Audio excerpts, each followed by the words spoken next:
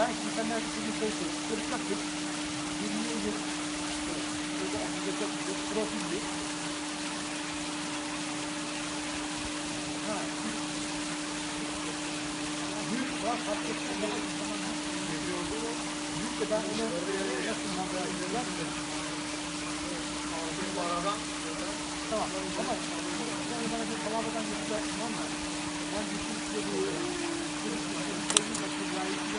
ikiye aldın mı?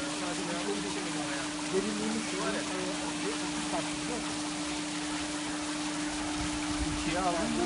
Onun numara şeyini koymuşlar. 2'de otomatik. Evet, 2'de otomatik 8 Allah'ların 8 uçağı yapıldı çocuk. 8 uçağı bir yana işte Ben bunu alalım şimdi. gece bir 2 alacak. 1'i alırsan da manuel. Ben terse bakıyorum, senin kapatıyorum. Yok yok 2'ye alalım.